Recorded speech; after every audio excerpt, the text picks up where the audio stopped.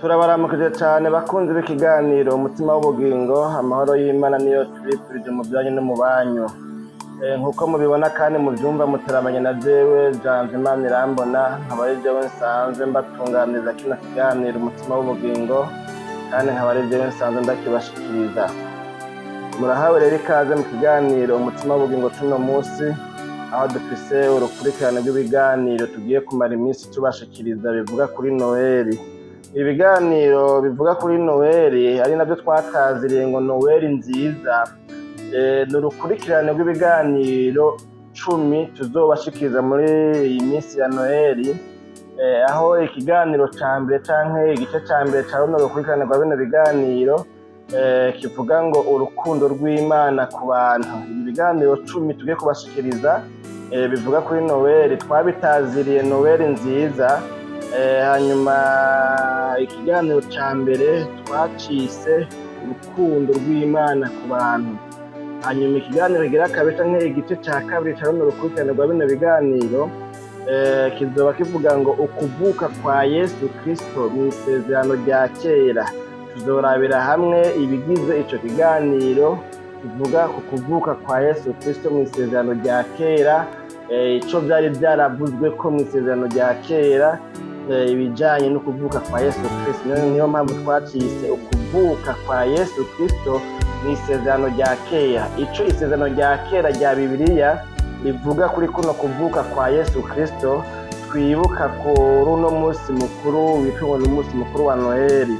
Ikiganiro kigira gatatu canke igice ca gatatu ca runo rukurikirane rwa bino biganiro navyo tuzorabira hamwe Yesu Kristo ninde by'ukuri. Tuzoraba Yesu Kristo uwo ariwe by'ukuri. Yesu Kristo ninde? N'umuntu nk'abandi, n'umuntu asanzwe, afite ubwoko we kumvure, ibintu nyene nk'ivyo. Umuntu yo kwimvira Yesu Kristo ninde by'ukuri. Tuzorabira hamwe rero Yesu Kristo uwo ariwe by'ukuri nk'uko ivyanditswe byabivuze uhereye kera. Uyu Yesu Kristo yavugwa ko agiye kuvuka, uwo ariwe, uburemere yari afise, agaciro, ijunja n'ijambo, ivyanditswe vyera uhereye mu isezerano rya kera, ico vyamuvuga ko uyu Yesu Kristo uwo ariwe, kugira ngo umuntu amenye identite yiwe, indangamuntu yiwe, akarangamutima kiwe, uyu muntu canke se uyu mukiza ahubwo uwo ariwe.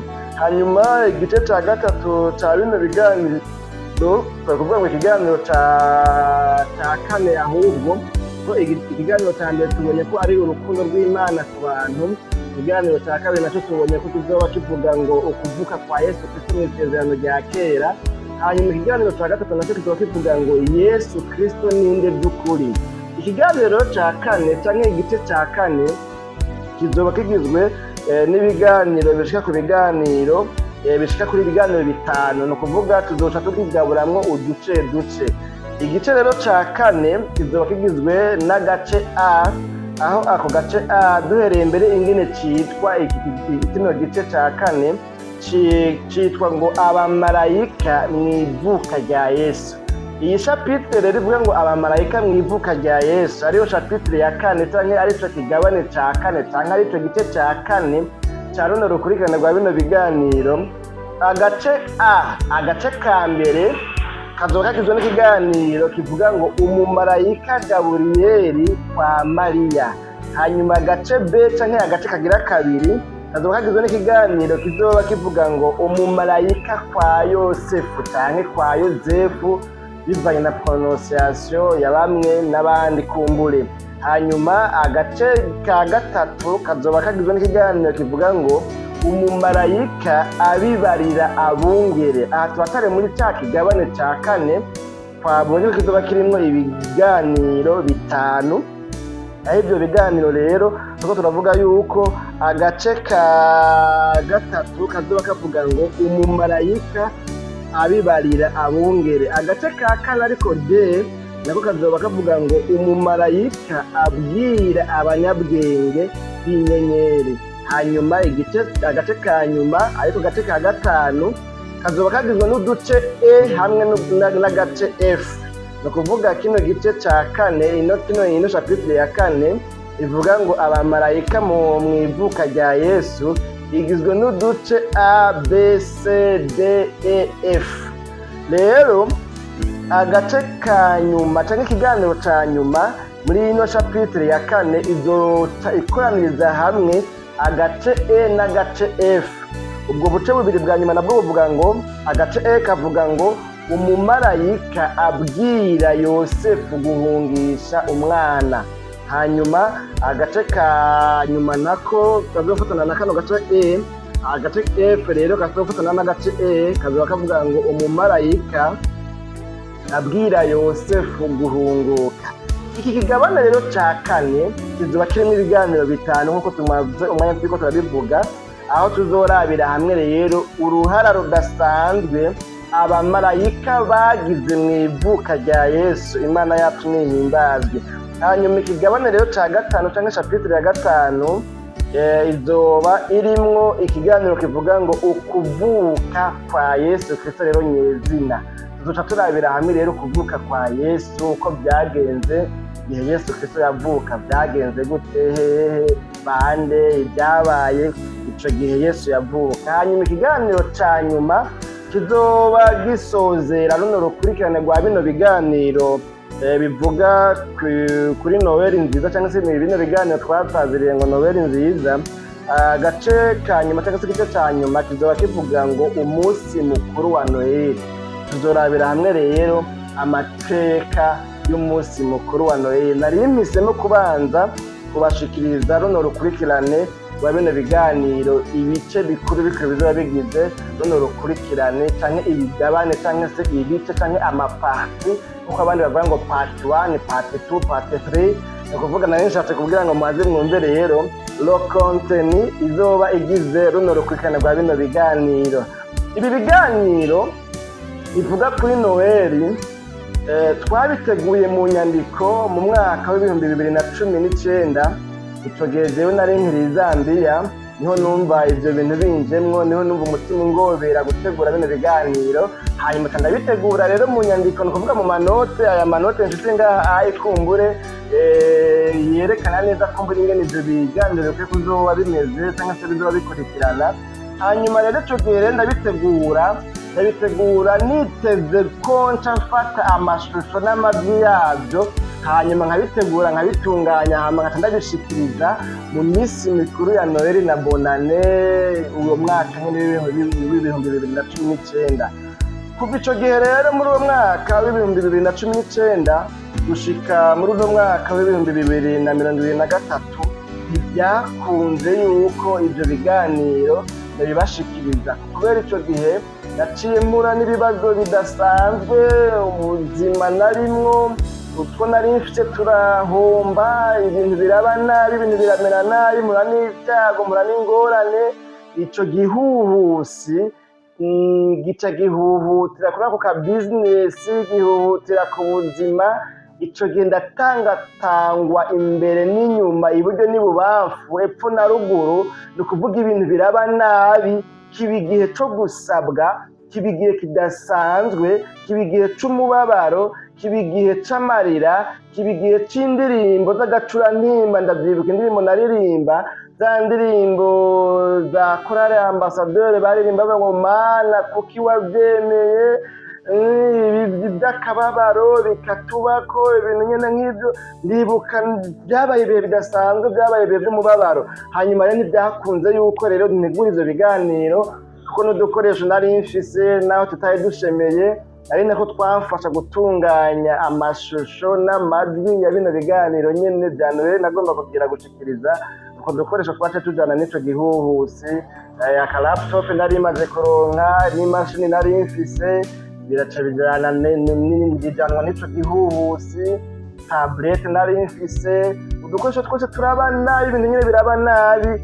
Mu by'ukuri sigara ndi nkokore. Ntibyari ibihe bisanzwe, ntibyari ibihe byoroshe, ariko Imana ishimwe nararonse iyindi mashini mba ndifashisha ishobora kubitunganya, naho nayo nyene kumbure novuga ngo irarutwa kubera iyo nifuza ifise capacity isumbiye iyangaha mfise mubona. None rero nuko byagenze. Imana umuremyi w'ijuru n'isi turayishimiye bimwe bivuye mu mutima kubona ico gihe yabanye natwe mu bihe bigoye bibabaza biruhisha kandi mbere ahubwo birura kuruta kinini na korotine.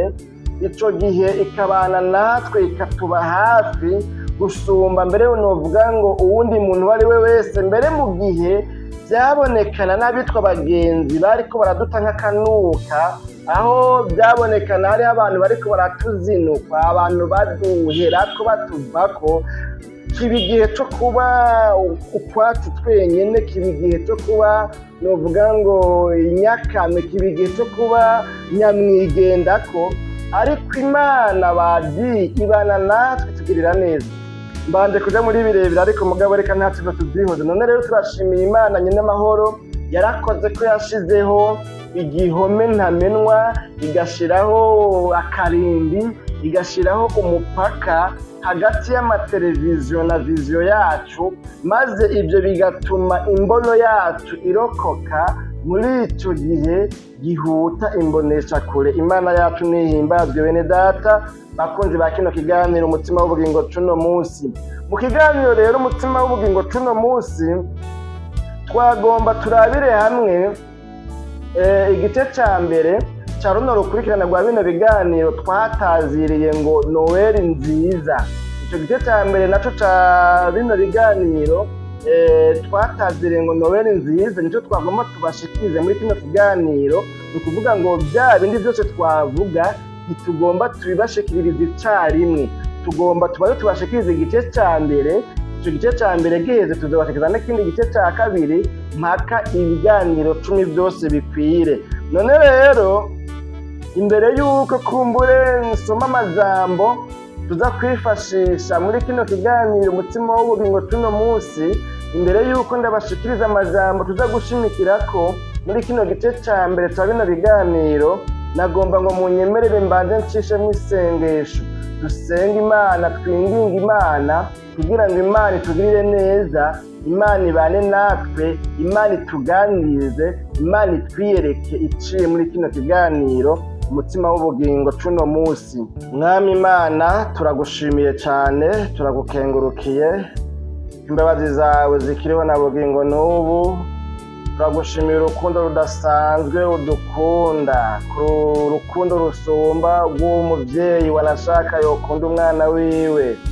Tugukengurukiye cyane kuri runo rukurikirana rwa bino biganiro dutanguye uno munsi. Turumaranye igihe kitari gito twifuza kurushikiriza ariko bikaba bitakunze kubera ibihe bitandukanye byahabaye, bikaba intambamyi. None rero turatanze ikimazi cyo gukenguruka Mana, utwemereye ukugura imiryango, kandi wewe iyo wugaye nta wugurura, iyo wuguruye naho nta wugara, iyo uvuze nta wuvuguruza, iyo utegetse ibyo utegetse biraba. Turagushimiye ko uyu munsi ariho biguhimbaye, ukemera ko bino biganiro tumaranye iyi minsi yose bitangura bihereye kuri kino gice ca mbere ca bino biganiro. None rero utugendere, utuganirize, utwigishe, wewe mwigisha w'umuhanga. Umuntu wese yiyemeje kuzobana natwe muri zino nyigisho, muri runo rukurikirana rwa bino biganiro, muri ino minsi mikuru ya Noheli, uzoganirize umutima wiwe, uzomwigisha, uzomutahuza, uzomwiyereka, uzomugendere. Urakoze kuri Imana, nanje urangirira neza, uramba hafi, uramfasha, uranshoboza kuvuga ibiguhimbaye byose wifuza ko byoba muri bino biganiro. Izina ryawe ryera Kristo tutabyo tubyizeye, amen.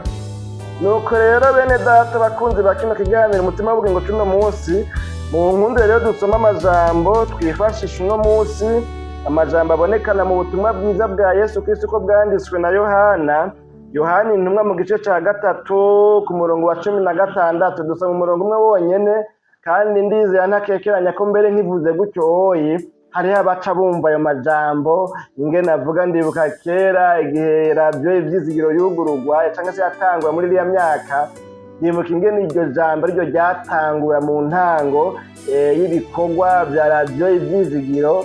Hanyuma mbere niyo bagodotse iryo jambo bagatwasubira bakarisozerako. Iri jambo rero niryo ngomba dusome, hanyuma turyifashishe muri kino kiganiro umutima w'ubugingo c'uno munsi. Mwumva ingene rivuga umurongo wa 16, ubutumwa bwiza bwa Yesu Kristo ko bwanditswe na Yohana igice ca 3, turaba ingene havuga. Dusomye ijambo ry'umutwe hariya rivuga ngo ijambo ry'umutwe mbere ryo rivuga ngo Nikodemu. Hanyuma rero umurongo wa 16 uvuga ngo kuko urukundo Imana yakunze abari mw'isi ari rwo rwatumye itanga umwana wayo w'ikinege ngo umwizera wese ntazapfe rubi ariko ahabwe ubugingo budashira. Imana yacu nihimbazwe. Kuko urukundo Imana yakunze abari mw'isi ari rwo rwatumye itanga umwana wayo w'ikinege ngo umwizera wese ntazapfe rubi ariko ahabwe ubugingo budashira. Imana yacu nihimbazwe. Bene data bakunzi ba kino kiganiro umutima w'ubugingo tuno munsi, nta n'amajambo rero murumva yuko abatari bake ndazi muri mwebwe mwari musanzwe muyazi ku mutwe, biroroshe cyane gose kuyafata ku mutwe. Hariya muri ya niga yo kuw'Imana baciye muri ya niga yo kuw'Imana bita ngo ni Sunday school, kumbuye mu maeglize amwe abasenze imisa y'abana, ndizera ko ayo majambo baba barayafashe ku mutwe kandi murumva yuko ari amajambo meza. Aya majambo rero dusomye niyo tugomba twishimikize muri kino gice ca mbere ca runo rukurikirane rwa bino biganiro twise ngo Noheli nziza canke twataziriye ngo Noheli nziza. Aya majambo kandi dusomye muri kino gice ca mbere, ico tugomba kurabira hamwe kuko twabivuze muri ya ntangamarara. Iki gice citwa ngo urukundo rw'Imana ku bantu. Imana yacu nihimbazwe. Muri kino gice ca mbere tugiye gusangira n'amajambo, tugiye guhagarara kuri rino jambo rivuga ngo urukundo rw'Imana ku bantu. Aya majambo dusomye niyo tugomba gukuramwo uru rukundo rw'Imana ku bantu bayo. Imana yacu nihimbazwe.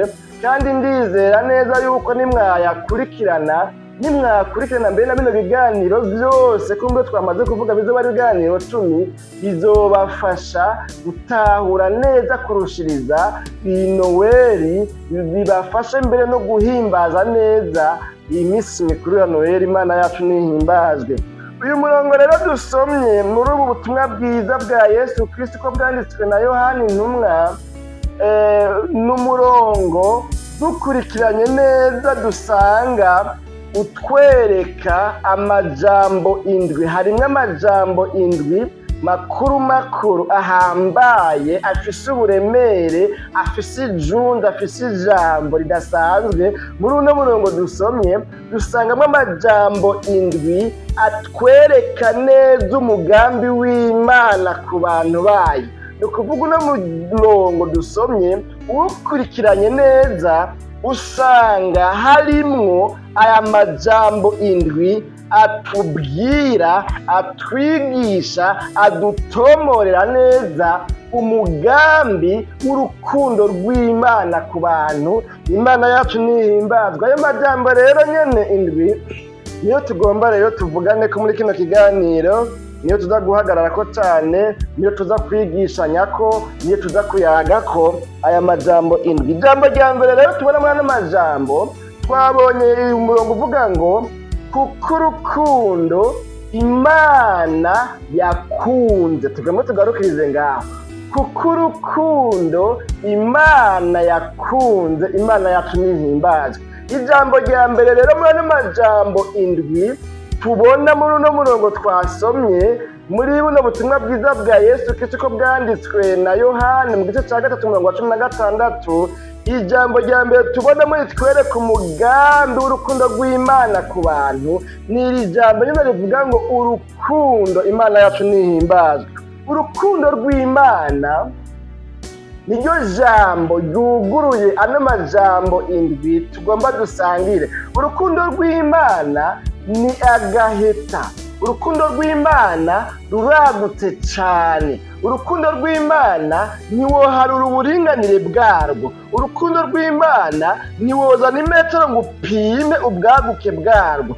Urukundo rw'Imana ni rurerure cyane gusumba uko umwana w'umuntu yoba azi guharura, rurarenze cyane, rurasumbya uburebure ibyitwa ingero z'uburebure umwana w'umuntu ashobora kuba yarize mu mashuri.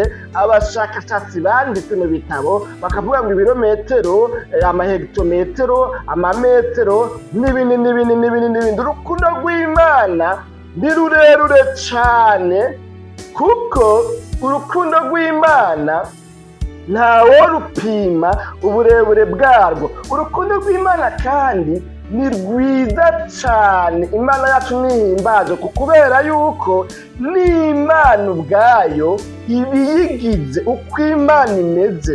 Novuga ngo Imana mu yandi majambo ibumbwe mu rukundo. Ibigize ubuzima bw'Imana, ibigize kubaho kw'Imana ni urukundo. Urukundo nibwo rugize Imana. Imana ni umunyarukundo.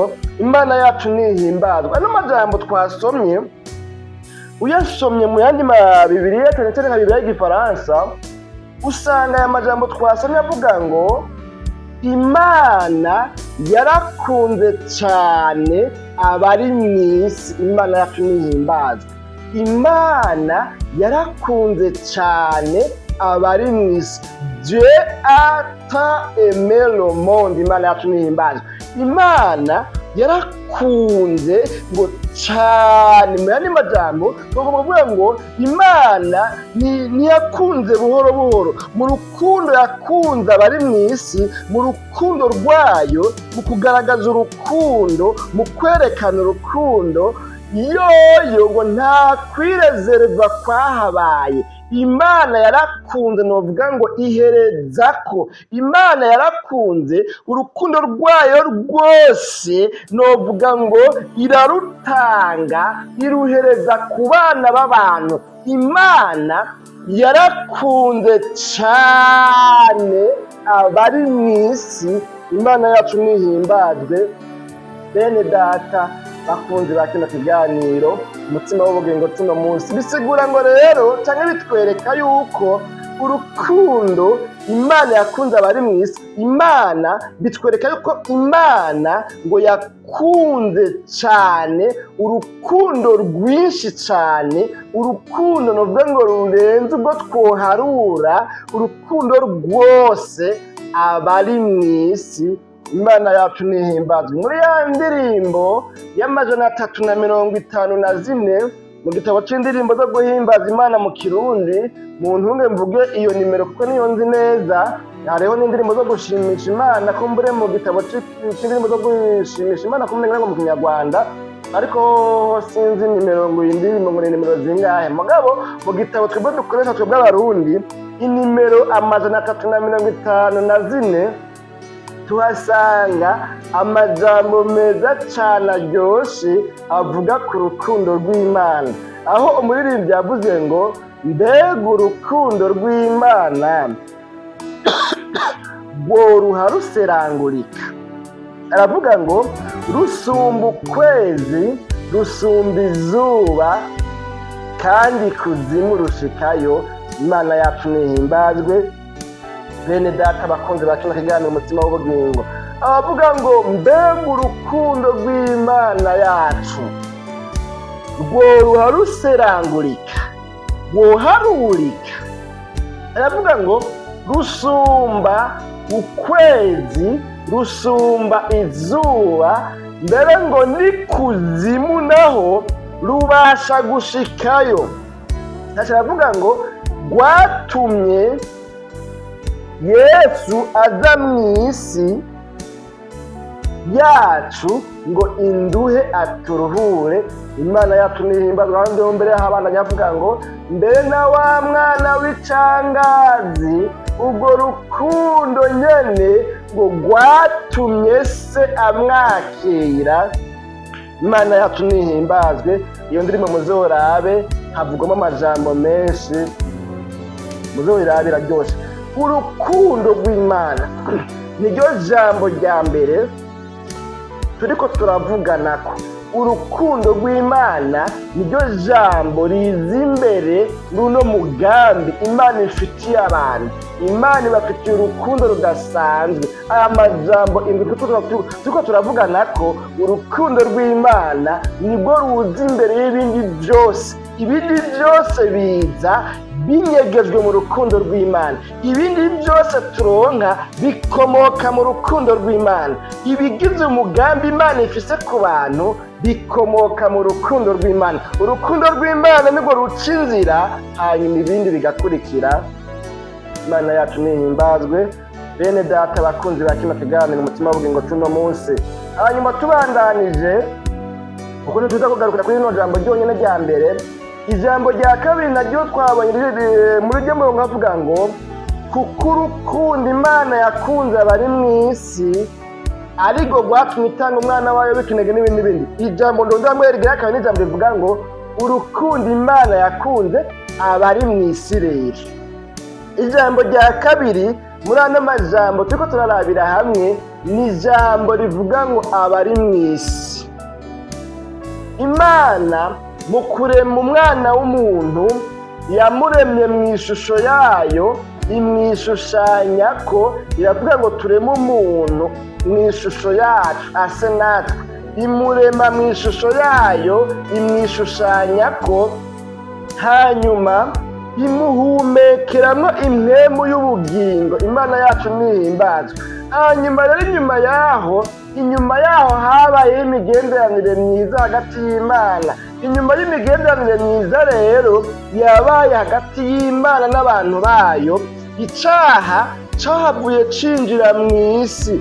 Hahavuye haza icaha mu isi, abantu bakora ibyaha, kandi ubwa mbere na mbere ata byaha byari mu isi. Havuye habaho icaha cinjira mu isi, maze ingeso z'abana b'abantu zica ngo zishishikara kononekara, zikuraho ya migenderanire myiza yari hagati y'Imana n'abantu bayo. Imana yacu nidutabare bene data bakunzi ba kino kiganiro umutima w'ubugingo. Muribuka yuko kumbura ko bakunda gusoma Bibiliya, Imana yavuze ngo tureme umuntu mu ishusho yacu ase natwe, haganze isi n'ibiri yuzuye n'ibiri muri yo n'ikirere n'ibindi byose, tureme umuntu. Hanyuma Imana irarema umuntu, imuhumekeramo impwemu y'ubugingo. Uwo muntu imushyira mu itongo rya Edeni yatunganije, itongo ryiza ririmo ibyiza, ririmo ivyamwa ngo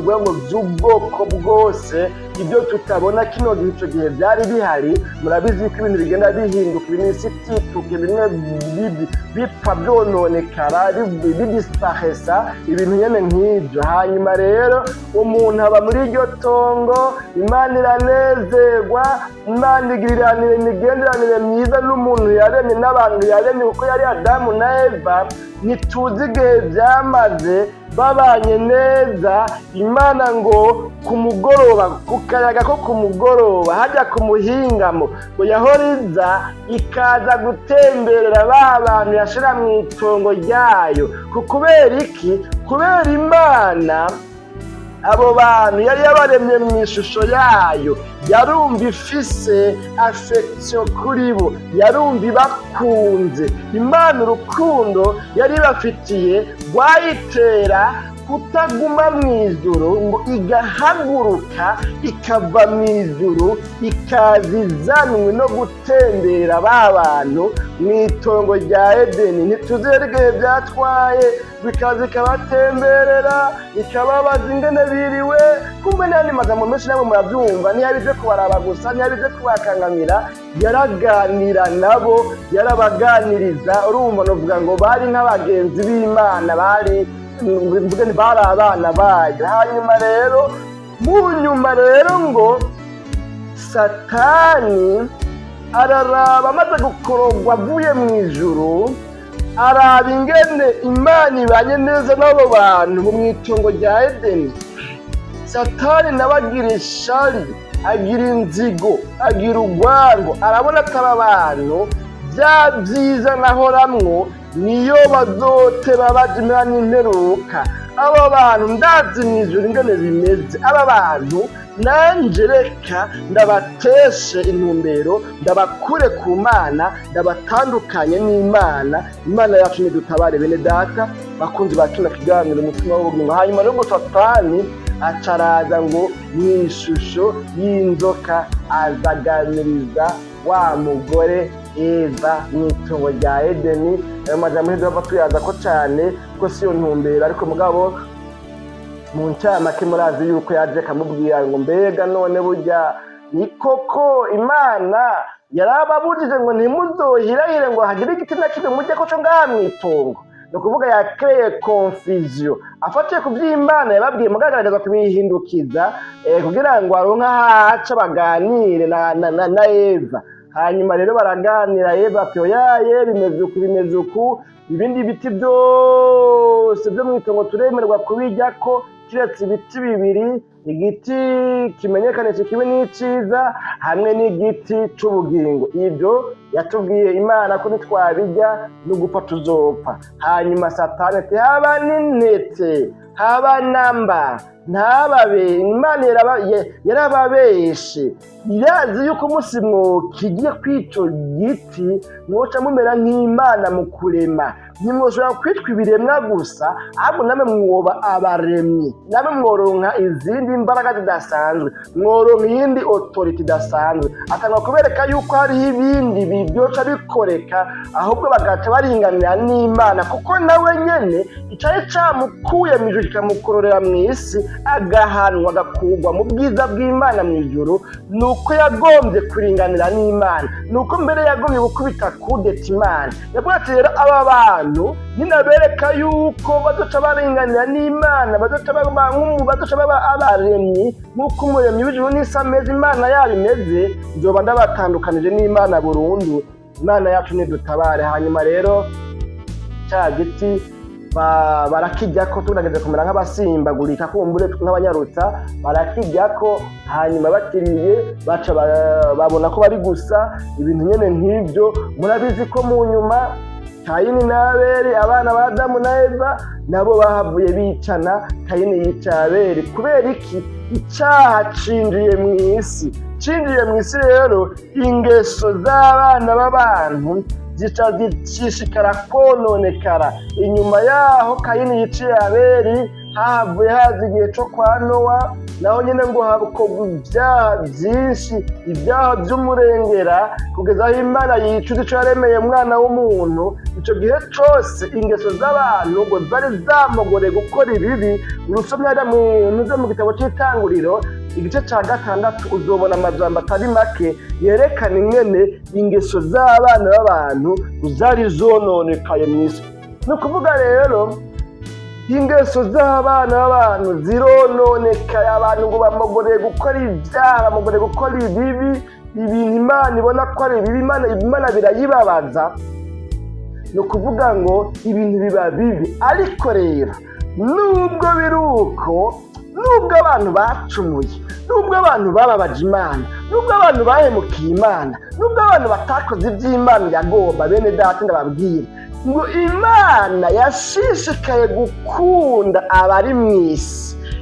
Rwa rukundo rw'Imana rwashishikaye gutumbera abari mw'isi, ntibyatumye urukundo rw'Imana ruhera burundu. Imana ngo yashishikaye gukunda abari mw'isi, ngo ikamana ntaryo ijoro n'umurango, umunsi ku wundi, irondera ingene yogarukana ba bantu bazimiye, bagiye kure yayo, bayivuyeko kubw'uko bohejwe na Shetani nyosha mbi. Imana yagumye irondera ingene yobagarukana mu bwiza bwayo, yobagarukana muri presence yayo, yobagarukana mu migenderanire myiza yari yaripfuje ko yobana nabo. Imana yagumye irondana ntaryo ingene yogarura abantu mu migenderanire myiza.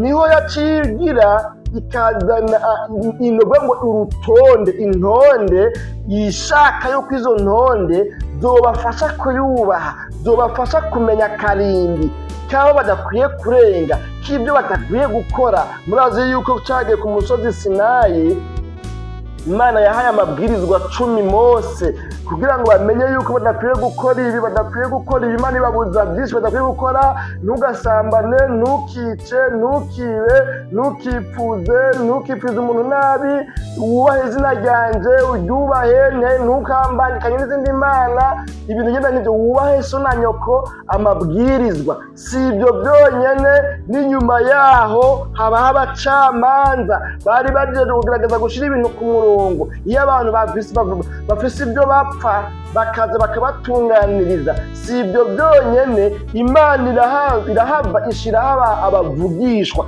abaprofete, abahanuzi, aho Imana yabatuma ikababwira ibyo ibagomba ko, inzira bakwiye gucamwo, ibyo bakwiye gukora, ukuntu bakwiye kubaha Imana yacu nihimbazwe. Biciye muri bya byagezwe 10 y'amabwirizwa 10, biciye mu mpanuro bagenewe barahabwa n'abakozi b'Imana batandukanye, aribo bano bavugishwa. Ibyo byose Imana yari itumbereye kuraba ko yobagarukana muri ya migenderanire myiza yahozeho ubwa mbere, icyaha kitarinjira mu isi, ingeso z'abana b'abantu zitarononekara. Imana ishishikara kurondera ingene yobagarukana mu migenderanire myiza. Imana yacu nidutabare. Imana rero yarakunze abari mu isi urukundo rutagira nkunzi. Imana yarakunze abari mu isi urukundo rutarobanura abantu ku butoni. Imana yarakunze abari mu isi urukundo rutangirwa ubuntu, rudatangirwa amahera, urukundo rutagurwa mu isoko, urukundo rutagurwa mu ma alimentation, urukundo rutagurwa mu ma supermarché, urukundo udashobora kuronka ikiguzi cyago, urukundo utosanga mu mamangazine, urukundo rudafise ikiguzi wovuga ngo reka ntange kino kiguzi uvuga ngo ndone n'urukundo. Ubwo rukundo rero nibwo Imana yakunze, kandi ubwo rukundo rw'Imana mwumva ngo rwatumbereye abari mu isi bose. Imana yacu nihimbazwe. Ubwo rukundo rw'Imana ntigwatumbereye ibiti n'amabuye, ubwo rukundo rw'Imana ntigwatumbereye ibikoko, oyaye, kuko ibibindi byose Imana mu kubirema yabiremye ikoresheje ijambo gusa. Novuga ngo yarabifyatagura ikavuga ati iki ni kibeho kigaca kibaho, iki ni kibeho kigaca kibaho. Ariko ngo igeze ku muntu yamuremye mu ishusho yayo.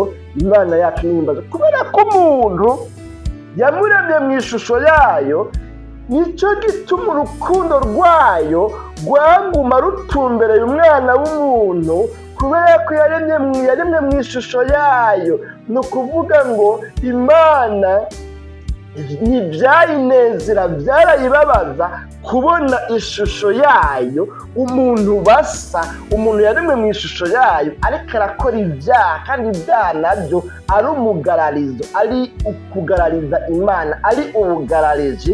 Imana yacu nihimbazwe. Bene data abakunzi ba kino kiganiro umutima w'ubugingo, Imana rero ngo urukundo rwayo rwatumbereye abari mu isi bose, abazungu n'abirabure, abadimudimu n'abarabu, barebare na bagufi, abatunzi n'abakene, banyarucari n'abifise. Urukundo rw'Imana ngo rwatumbereye abari mu isi bose sans exception aucune, atanumwe arobanuwemwo. Ahantu hari amajambo akomeye, ni ukuvuga ngo ntigwisunze ubusumbasumbane buhari. Birashoboka yuko umuntu arabye umuryango avukamwo, arabye igihugu yavukiyemwo, arabye igihugu yakuriyemwo. Nibuka igihe kimwe niri ku ntebe y'ishure, nigeze kumva umuntu avuga ngo jewe ngo hamwe ngo noja hanze, ngo ni nimero ngo noca ngo nkuraho, nta muntu n'umwe noye nimero yanjye ngiye hanze. Akumva ko umengo yobagiye nyiraga ahantu sinzi, kandi ukumva ko ata n'umuntu ashaka yuko yomenya iyo ari, ukumva nyine ko umengo sinzi. Urukundo rw'Imana rwatumbereye abari mu isi bose, abahambaye n'aboroshe. Ntacyo bitwaye kuba uri nyarucari, kuba uri umukene, kuba uri umworo, kuba uri kimuga, kuba uvunitse ukuguru, kuba udafise intoki zikwiye, kuba ufise ubujana, kuba ufise uburegeya ngaha, ibyo ntibisigura yuko hariho abantu yakunze kukuruta, ibyo ntibisigura ko hariho abantu Imana ikunda kugusumba, kubera urukundo rw'Imana yacu bene data rwatumbereye abari mu isi bose ata n'umwe avuyemo, kubera ko bose baremwe mu ishusho yayo. Iby'ubusumbasumbane mu buzima bwa misi yose, mu mibereho, iby'uko hariho abize menshi nawe ukiga makeya, ibyo ntibisigura ngo niwe urukundo rw'Imana rwatumbereye cyane gusumba wewe. Oyaye, urukundo rw'Imana rwatumbereye abari mu isi bose, nawe urimwo, naho uciriritse, naho uri nyarucari, naho kumbure umuryango uvamwo ari umuryango nuvuga ngo ubayebaye, ariko urukundo rw'Imana rukuriko. Urukundo rw'Imana ruri kuri wewe. Imana iragukunda kuko uri ishusho yayo, yakuremye mu ishusho yayo, yipfuza ko uba mu migenderanire yari yaripfuje yuko abantu ba mbere babamwo. Imana yatumye dutabare bene data. None rero n'iri jambo rya kabiri, urukundo rw'Imana niryo jambo rya mbere. Bwa kabiri, abari mu isi, urukundo Imana yakunze abari mu isi bose, harimwo na jewe, harimwo na wewe uri kurakurikirana kino kiganiro umutima w'ubugingo tuno munsi, nawe urukundo rw'Imana rukuriko. Imana iragukunda, Imana irakubabaye, Imana irakwitwararika, Imana igomba ko uba mu migenderanire myiza.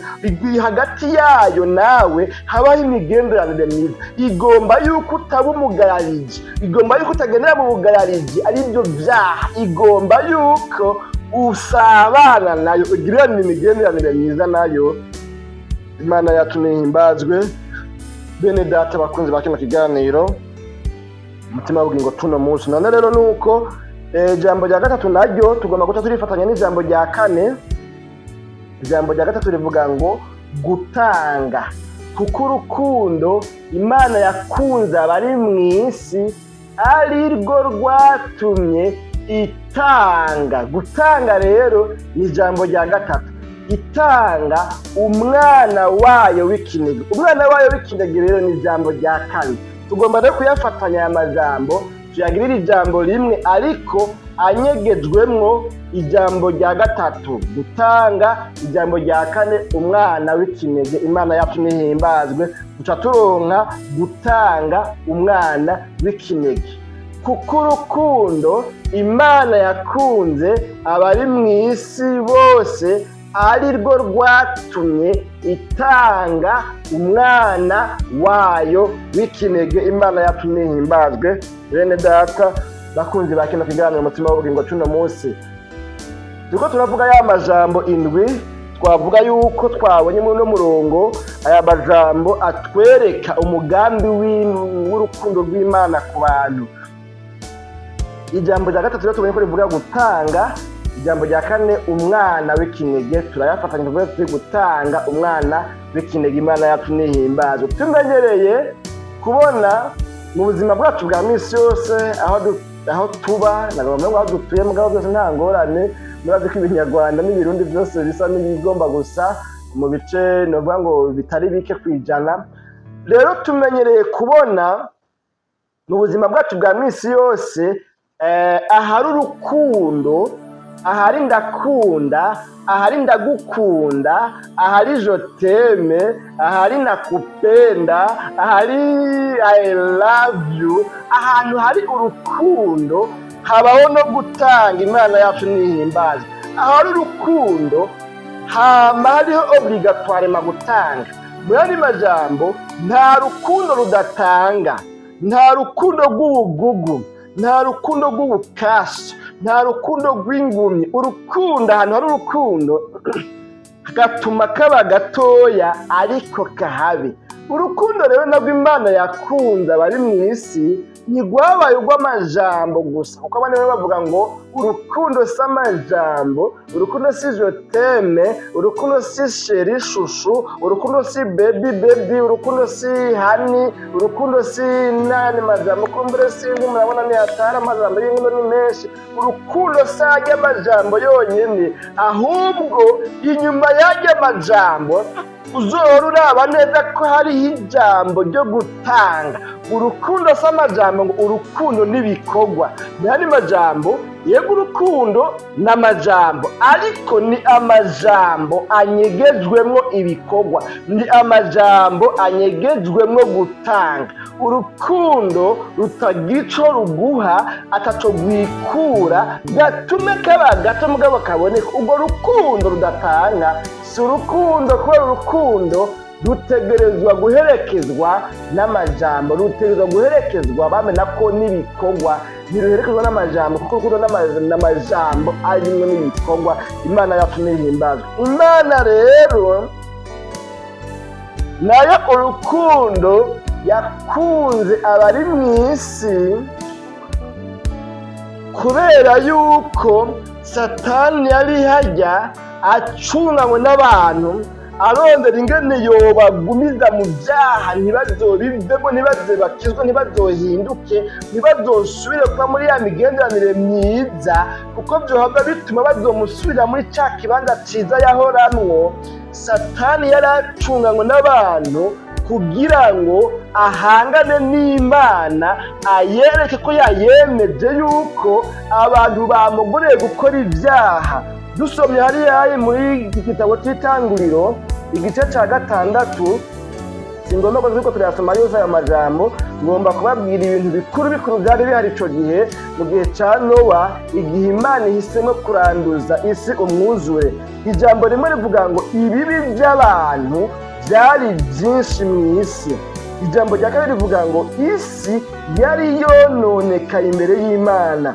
Ijambo rya gatatu rivuga ngo isi yari yuzuye umujyano. Ijambo rya kane naryo rivuga ngo ibyiyumviro by'imitima yabo byari byamogoreye gukora ibibi. Ibyo ni ibintu bine bikuru bibonekana ngaha muri kino gice cya 6, imirongo 12 ya mbere mu gitabo cy'Itanguriro. Murumva rero Satani yaguma gwiza ingeso mbi mu bantu, abantu bashaka gukora ibyaha ntiworaba. Hanyuma rero Imana nayo rwa rukundo rwayo rukayiraza ishinga, yiyumvira ngo mbega nokora iki, ndabigenze gute, aba bantu ndabakunda, singomba ko biherera hiyo, ndipfuza kubona nabagarukanye muri iyi migenderanire myiza, ndipfuza kubona bahindutse, ndipfuza kubona ibintu bimeze neza. Mbega nokora iki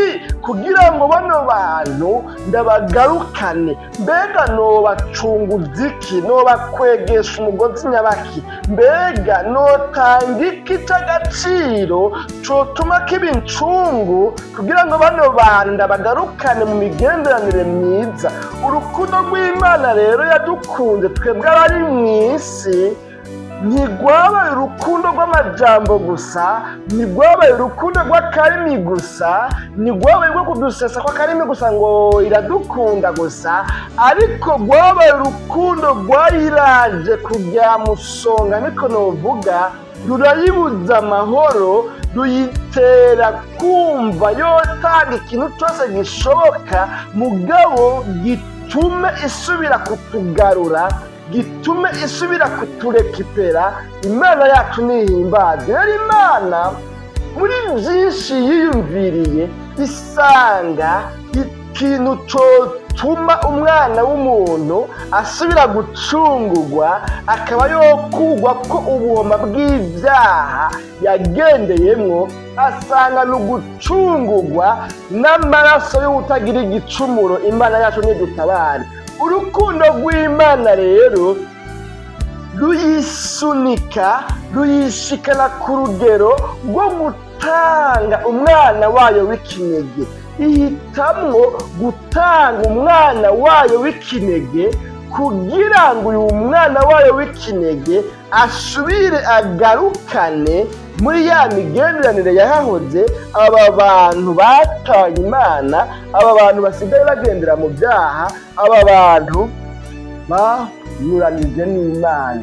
Imana rero icihitamwo gutanga umwana wayo w'ikinege. Umwana wayo w'ikinege ni ukuvuga ubu bufise ari umwe rudende rwa dege imbere n'inyuma, ata wundi ufise, binashoboka mbere akaba ata n'uwundi witeze kuzohava uronka. Iyumvire rero uronsa akana kamwe rudende rwa dege, nta n'akandi witeze kuronka, hanyuma hagati haza umuntu akubwira ngo kampe ngo ndagakeneye.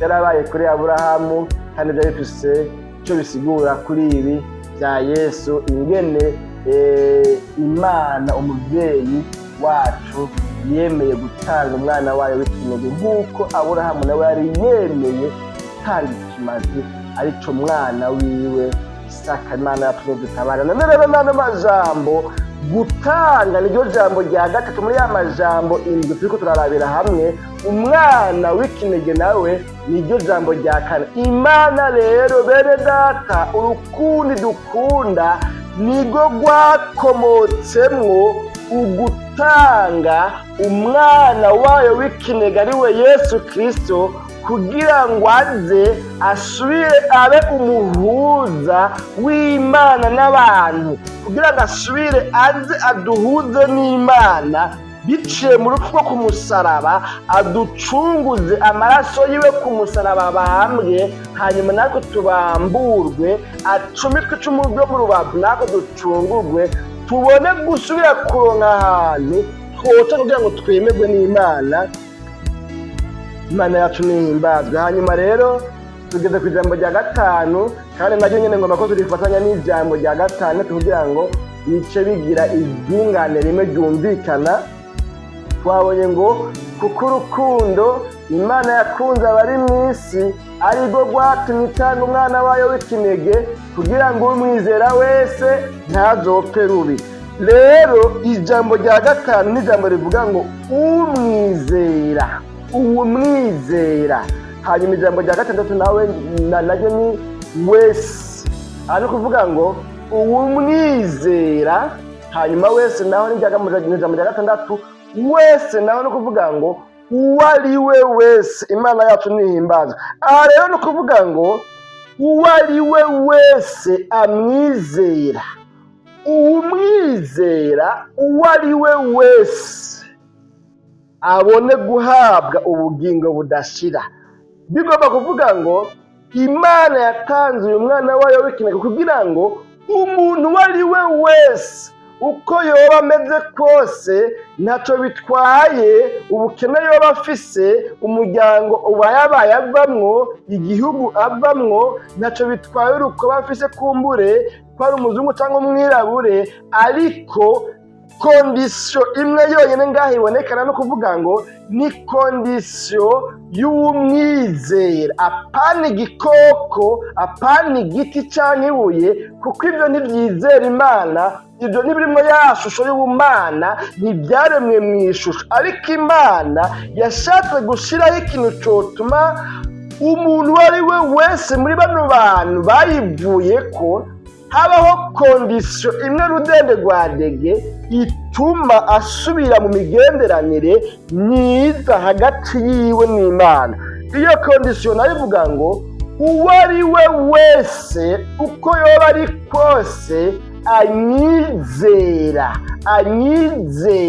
anyemera, yemera umwana w'intama w'Imana, yemera uyu mwana w'ikinege. Uwo muntu uwo ari we wese, naho yoba wowe uri kurumviza kino kiganiro umutima w'ubugingo c'uno munsi, uko uri kose, hatitaweho ibyaha ufise wakoze biboneka imbere y'Imana, hatitaweho ingeso zawe ko ari mbi, ari nyinshi, sinzi, ariko umwizera uwo ari we wese, naho yoba Sawuli w'Itaruso ari mu nzira z'i Damasiko gucobogoza abana b'Imana, naho yoba Mariya Magadalena wa wundi yari arimo igitero c'abadayimoni indwi ngo bakomakomeye, naho yoba mbere na ca gisuma cabambanywa na Yesu ku musaraba, umwizera uwo ari we wese apfe kumwizera,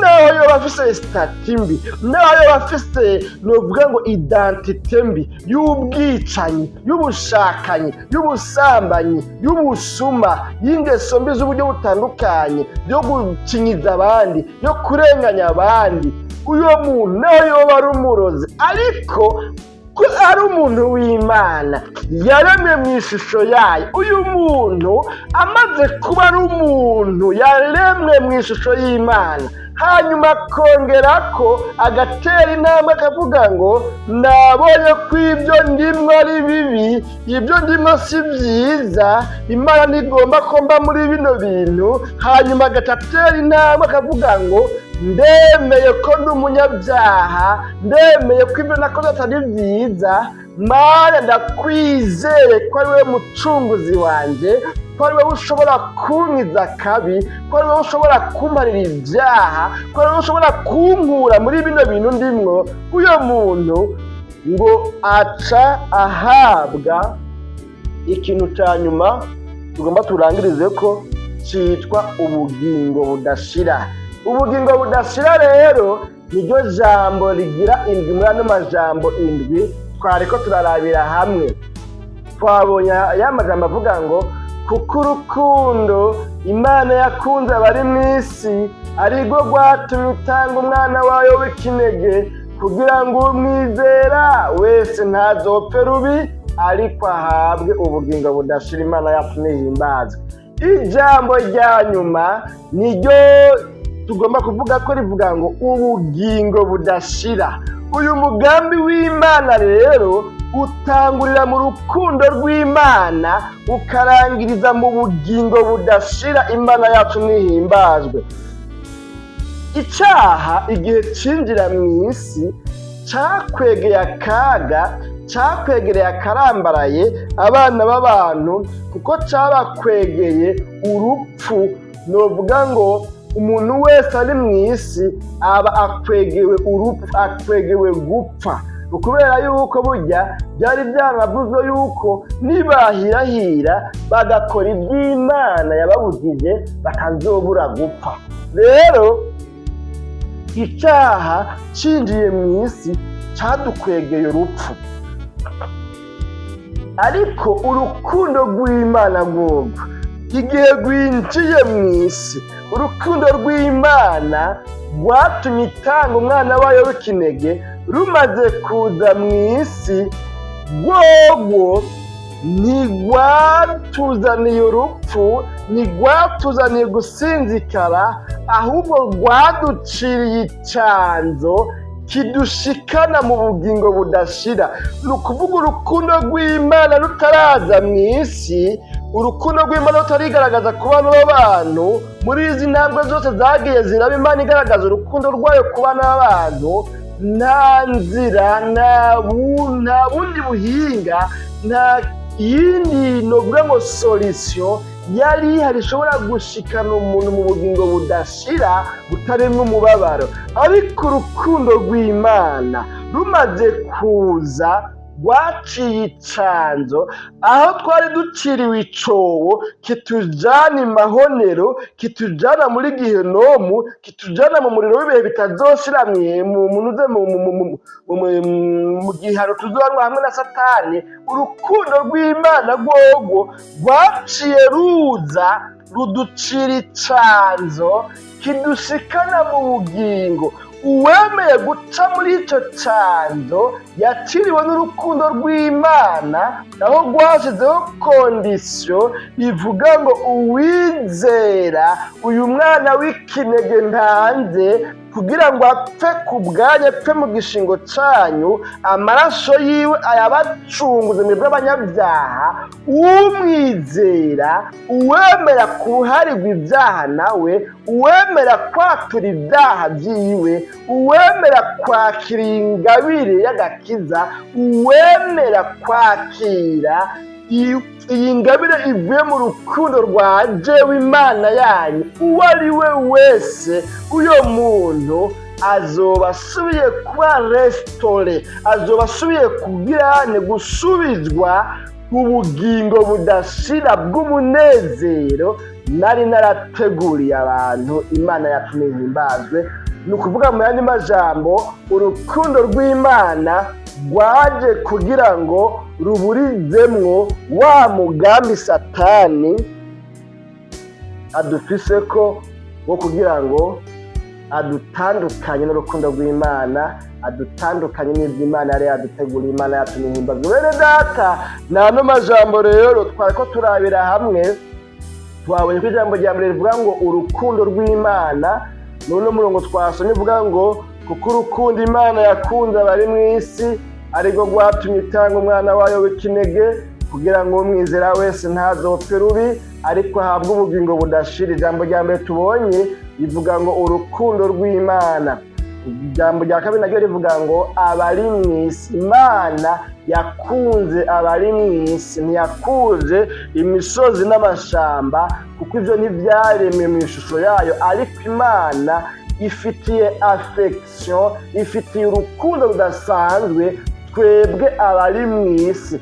Tubonye rero yuko ijambo rya kabiri rivuga ngo abari mu isi niba Imana yakunze, kandi ko urukundo rwayo rwatumbereye abari mu isi bose, na jewe na wewe ata n'umwe avuyemwo, hatitawe nko kuvuga ngo kumbure ubusumbasumbane bw'abantu, abafise vyinshi n'abatabifise, abize n'abatize. Oya, urukundo rw'Imana rwatumbereye ishusho yayo. Iyo shusho nayo ni ishusho y'Imana yashize mu muntu yaremye, ikamuhumekeramo impwemu y'ubugingo. Ijambo rya gatatu twabonye rivuga ngo gutanga, rwatumye itanga umwana wayo w'ikinege. Naryo iryo jambo rya kane. Gutanga ijambo rya gatatu, umwana w'ikinege ni ijambo rya kane. Tubonye yuko urukundo rw'Imana rwayishikanye ku rugero rwo kwemera gutanga umwana wayo w'ikinege, kuko urukundo yadukunze twebwe abari mu isi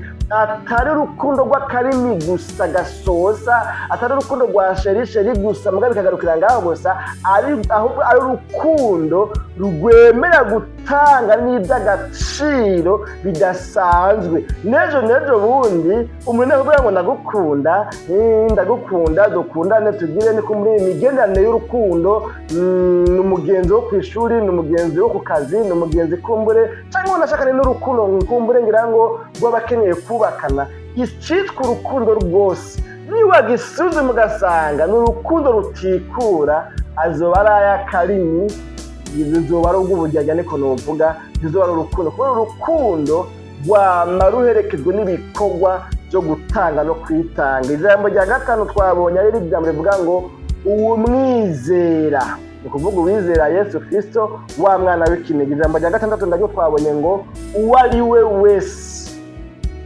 uwo mwizera uwo ari we wese. Ijambo ry'indwi rero rirangiza n'amajambo indwi twavuze ko dusangira muri kino kiganiro umutima w'ubugingo cuno munsi, mu gice ca mbere ca rwa rukurikirane wa bya biganiro twakaziriye Noheli nziza. Kino gice ca mbere rero twise urukundo rw'Imana ku bantu, gisozerwa n'ijambo rivuga ngo ubugingo budashira. Imana yacu nihimbazwe. Imana idufitiye umugambi wo kuduha ubugingo budashira nitwemera tukizera Yesu Kristo, kuko urukundo Imana yakunze abari mu isi rwatumye itanga uyu mwana wayo w'ikinege kugira ngo aze aducungure, kandi yaraducunguye. Maze ngo inyuma yo gucungurwa, inyuma yo gutanga umwana wayo w'ikinege, haba hasigaye ibintu bibiri gusa. Ni icy'uko uba uri umuntu yaremwe mu ishusho yayo, hanyuma ukemera kwakira uyu mwana w'Imana yatanzwe ku bwacu. None rero n'ano majambo sinzi wewe uri kuradukurikirana ko wamaze kwakira Yesu, mbega waramaze kumwizera?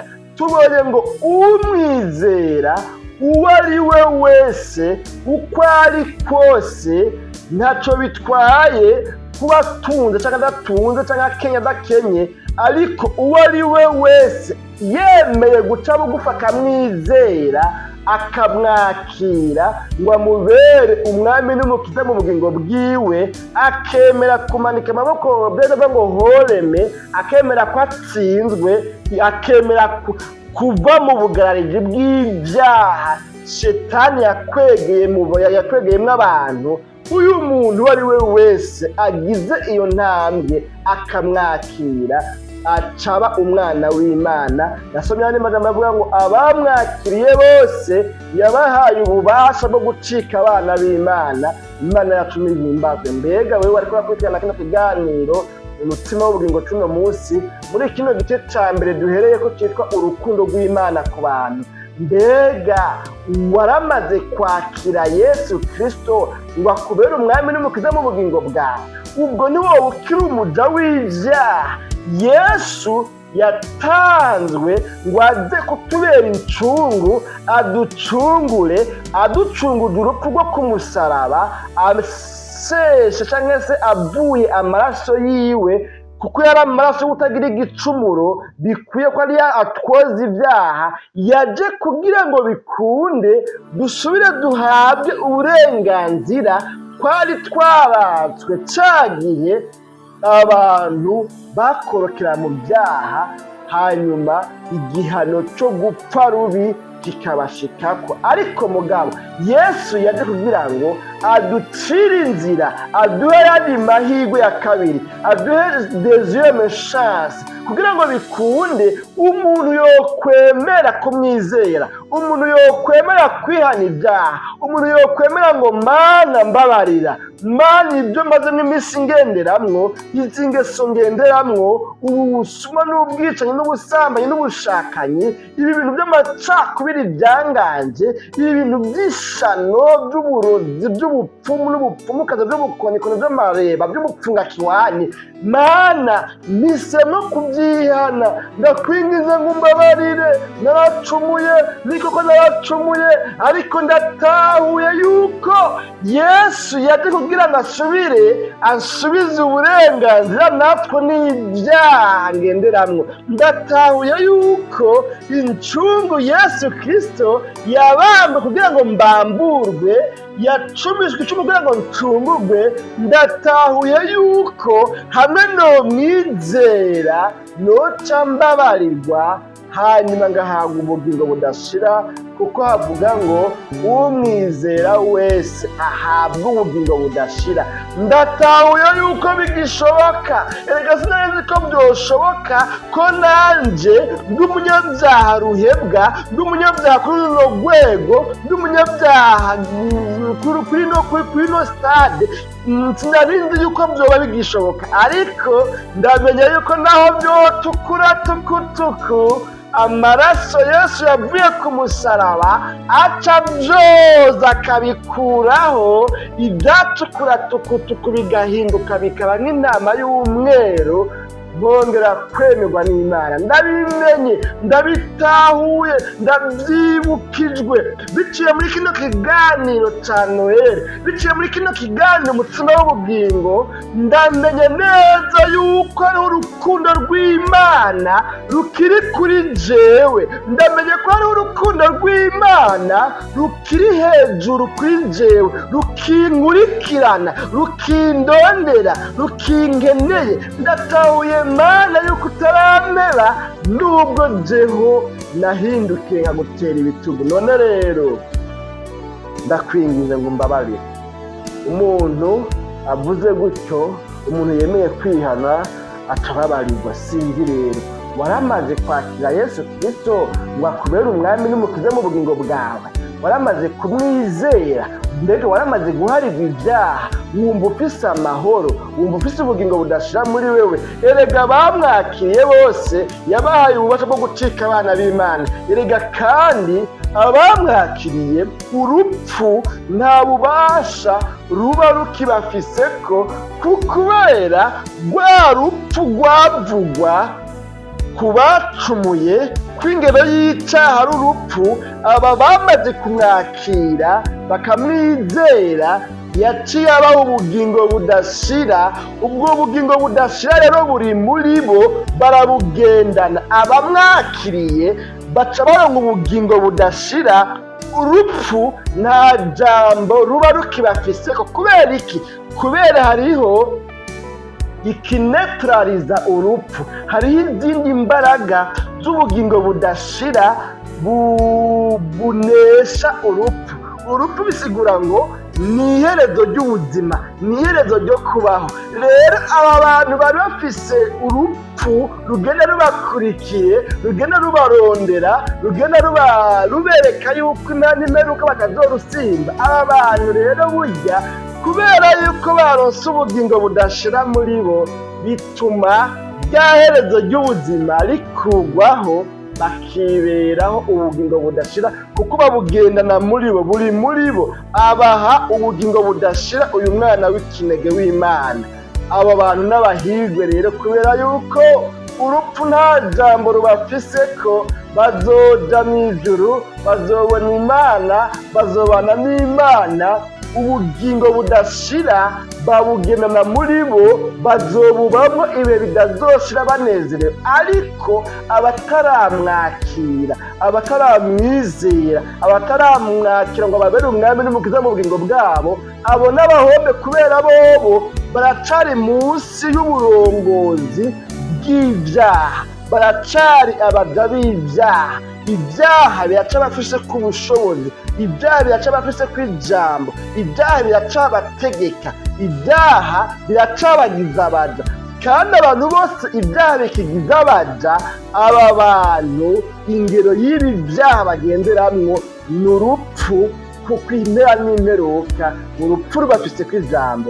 Ariko Imana kwikiri ku ntebe y'imbabazi, hamwe uyu munsi wowe uvuga ati Imana nanjye ndahunze ibyaha, ndahunze urupfu. Ugahunga urupfu uruhungiye muri Kristo Yesu, ugahunga urupfu uruhungira mu kwizera umwana w'intama w'Imana, ukizera uyu yapfuye akazuka ku bwacu, ucuronka ubugingo budashira muri wewe, urupfu ruce rutsindwa, hama uca usubira muri ya migenderanire no muri ya masezerano Imana yari ifitiye abantu bayo ko bazobana mu migenderanire myiza, Imana ibatemberera, Imana ibagera neza. None rero ano majambo n'umuhombe rero uwo byumva akabifata ibisanzwe, ariko n'umuhirwe nuvuga ati ndumva ndumutsindwa, ndumva bingoye, ndumva byarangoye, maze iminsi ndi imbohe y'ibyaha, maze iminsi ndi umuja w'ibyaha. None Imana baba rero, iyo umuntu Imana yifuza, Imana yiteguye kuguharira, Imana yiteguye kugwiza kw'imbabazi, Imana yiteguye kugusubiza mu migenderanire myiza. Hamwe wowe ukwemera ukihana, hamwe wowe ukwemera ugakizwa, hamwe wowe ukwemera ugaheba ibyaha, Imana yiteguye kugusubiza mu bana bayo. Imana yiteguye kuguha ubugingo budashira, Imana yiteguye kugukura ko umuvumo w'ibyaha, Imana yiteguye kugukura ko iyo ngero y'icaha ari rwo rupfu. Imana yiteguye kuguha ubugingo burimo umunezero, ubugingo budashira, uri umwana wayo yishimira. Imana yiteguye kubikora niwemera ukihana. None rero n'ano majambo agize kino kiganiro tubonye, tugiye kuzobandanya n'ibindi bigabane muri runo rukurikirana rwa bino biganiro twataziriye ngo Noweli nziza. None rero nino ntango, iyi niyo ntango ya bino biganiro bya Noweli, itubwiye ngo urukundo rw'Imana ku bantu bayo. Imana idufise ku rukundo rudasanzwe. Tuzobona n'ibindi bigabane bitandukanye, ariko bizoba bikomoka muri runo rukundo rw'Imana. Ngomba ngo wumve neza yuko ibyiza by'Imana byose bitubako itugirira, iduha, bikomoka mu rukundo rw'Imana. Nuko rero nta magwara ahogwa, kandi kuvuga menshi siko kuyamara. Ntagize neza kudukurikirana muri kino kiganiro umutima w'ubugingo cy'uno munsi. Kino gice ca mbere ni hano kigarukiye, tuzosubira mu kiganiro umutima w'ubugingo cy'ubutaha, aho tuzorabira hamwe igice ca kabiri twabonye ko kizoba kivuga ngo ukuvuka kwa Yesu mu isezerano rya kera. Rero tuzoraba uyu Yesu ingene yari yaravuzwe ko mu isezerano rya kera. Ndabatumiye ngo muze mukurikirane kino gice cya kabiri, tuzorabire hamwe ingene abavugishwa batandukanye mu isezerano rya kera bari baravuze ku bijyanye no kuvuka kwa Yesu, bikomotse muri runo rukundo rw'Imana, kubera ko byose niho byugariye mu rukundo rw'Imana. Dusenga Imana, tudusubira mu kiganiro ngo tubutaha. Mwari kumwe na Joe Jean Imana irambona, sanzwe ndabategurira kandi nkabashikiriza kino kiganiro umutima w'ubugingo. Dusenga Imana. Mwami Yesu, turagushimiye cyane ku bw'ano majambo twumvise muri kino kiganiro cya mbere, kitweretse urukundo rw'Imana ku bantu bayo. Turagushimiye Mana, nubwo abantu twashishikaye kuba ibigaba, nubwo abantu twashishikaye kugenda uko twigombeye, wewe urukundo rwawe rwashishikaye kudukurikirana. Nubwo twari twahemutse, nubwo abantu ba mbere bari bahemutse, nubwo no muri kino gihe twuzuyemo ubuhemu bwinshi twebwe abana b'abantu, ndagushimiye cyane ku rukundo rwawe rushishikara kudukurikirana ntaryo, kandi urukundo rwawe rukaba rutumbereye kudushikiriza mu bugingo budashira, rukaba rutumbereye kudukura muri uyo muvumo w'ibyaha, rukaba rutumbereye kudukura munsi y'ubuja bw'ibyaha tubyakariyemwo, ngo ahubwo ruducishe mu canzo kidushikana mu bugingo budashira. Ndagushimiye. None rero umuntu wese muri kino kiganiro yumvise hariho ahantu yadekonye, akumva hariho ahantu yasubiye inyuma, hariho ahantu yakosheje, hariho ahantu yakoze ibidaguhimbara, akaba avuze ngo Mana, numva nipfuje gusubizwa mu mugabane w'abagororotsi, numva nipfuje gusubizwa mu bugingo bushasha, numva nipfuje gusubira kuba mfise ubugingo budashira muri jewe. Umuntu wese avuze ngo Mana mbabarira, Mana ngwiza kw'imbabazi, uyu muntu bisigura ngo yizeye umwana w'ikinege yatanze. Uyu muntu avuze ngo ndipfuza kwakira Yesu Kristo ngo ambere umwami n'umukiza mu bugingo bwanje. Uyu muntu avyiyatuyeko, uyu muntu akwakiriye, uyu muntu akwingize ngo umuhangaze, uyu muntu yataguye ibyaha vyiwe akavyatura, akavuga ngo Mana, n'ibi navyo byaranganje, ibi navyo byaranganje igihe kirekire, ibi navyo nyine byangize umuzi igihe kirekire, ariko ndakwingize ngo umbabarire. Umuntu atakanze akavuga ngo Mana ngwiza kw'imbabazi, ndakwingize ngo umuhangaze, imbabazi zawe zimuboneke ko ibyo ugomba bice bishishikara kuba kuri abantu bose bakurikiranye kino kiganiro. Bashishikara ubone nacu no mu biganiro bizokurikira, kugeza bino gukurikirana kwa bino biganiro washize mu mutima wacu, byose tubishikirije abakunzi bawe. Izina ryawe ryera Kristo Yesu, tubisabye tubyizeye, amen.